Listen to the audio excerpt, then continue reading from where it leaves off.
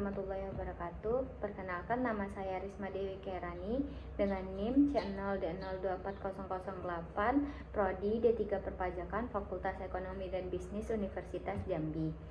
Baiklah, di sini saya akan menjelaskan pemotongan PPh pasal 21 untuk pegawai tetap, mata kuliah, pajak penghasilan, pemotongan dan pemungutan oleh dosen pengampu, yaitu Bapak Dr. Wirmi Eka Putra, SE MSI, dan Ibu Sheila Aprilia Murnidayanti, SPN MA. Baiklah, yang pertama saya akan menjelaskan tentang PPh pasal 21 pegawai tetap. PPh pasal 21 pegawai tetap adalah pajak dipotong oleh pemberi kerja atas penghasilan tetap, yaitu gaji, tunjangan, lembur, dan lainnya.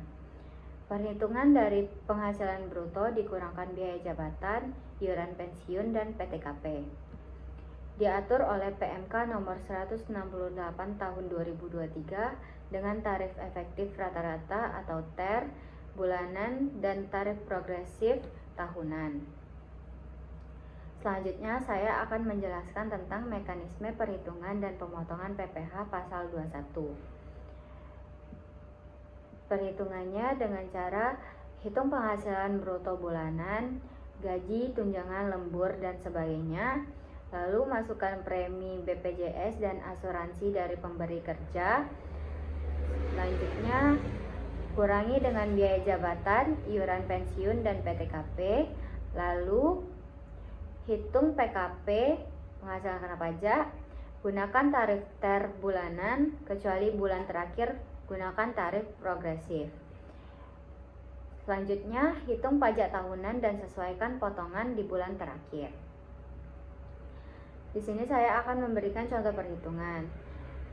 Contoh soalnya, Tuan A bekerja pada PT Z. Tuan A berstatus menikah dan tidak memiliki tanggungan. Premi jaminan kesehatan dan jaminan kematian per bulan yang dibayar oleh PT Z untuk Tuan A adalah masing-masing sebesar 0,50% dan 0,30% dari komponen gaji Tuan A. Iuran pensiun yang dibayarkan oleh PT Z untuk Tuan A adalah sebesar 200.000 per bulan, sedangkan iuran pensiun yang dibayar sendiri oleh Tuan A melalui PT Z adalah sebesar 100.000 per bulan. Tuan A melakukan pembayaran zakat sebesar 200.000 per bulan melalui PT Z kepada Badan Amil Zakat yang disahkan oleh pemerintah selama tahun 2024. Tuan A menerima atau memperoleh penghasilan dan perhitungan PPh pasal 21 sebagai berikut. Baiklah, saya telah menampilkan gaji, tunjangan, bonus, uang lembur, premi JKK dan JKM, penghasilan bruto, tarif efektif bulanan kategori A, dan PPh pasal 21. Selanjutnya, perhitungan pajak penghasilan pasal 21 terutang pada bulan Desember 2024. Penghasilan bruto setahun yaitu 450.960.000 dikurangkan dengan biaya jabatan setahun dan iuran pensiun dan zakat. Biaya jabatan setahun maksimal 6 juta. Iuran pensiun 12 dikali 100.000 hasilnya 1.200.000. Zakat 2.400.000. Itu dijumlahkan dapat hasilnya 9.600.000. 450.960 dikurangkan dengan 9.600 dapat hasilnya 441.360. Itu penghasilan neto setahun. Untuk penghasilan tidak kena pajak setahun, untuk wajib pajak sendiri 54 juta karena wajib pajak menikah, jadi tambahan untuk menikah 4.500.000, yaitu hasilnya 58.500.000. Jadi 441.360 dikurangkan dengan 58.500 mendapatkan hasil 382.860.000, itu penghasilan kena pajak setahun.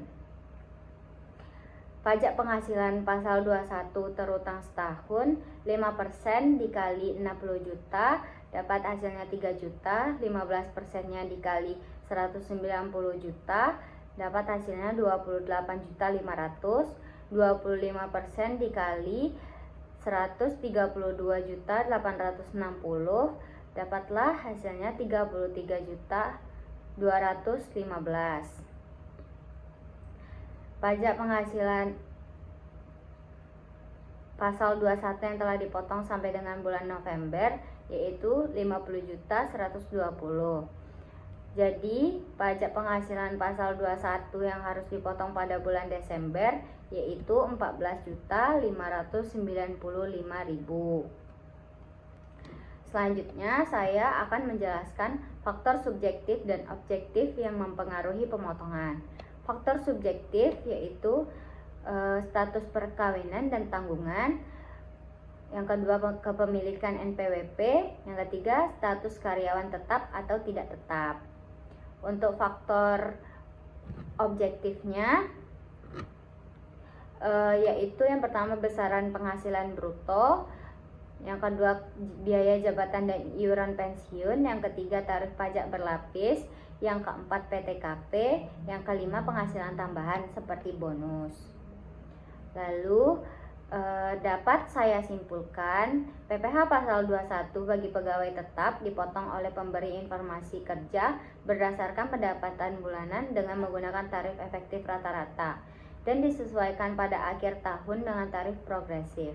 Besarnya potongan dipengaruhi oleh faktor pribadi pegawai seperti status pernikahan dan kepemilikan NPWP, serta faktor teknis seperti pendapatan bruto dan biaya jabatan. Pemahaman yang baik terhadap proses ini penting untuk memastikan pemotongan pajak yang tepat dan menghindari masalah administrasi. Baiklah, sekian yang dapat saya jelaskan. Lebih dan kurangnya saya mohon maaf. Saya tutup dengan wassalamualaikum warahmatullahi wabarakatuh.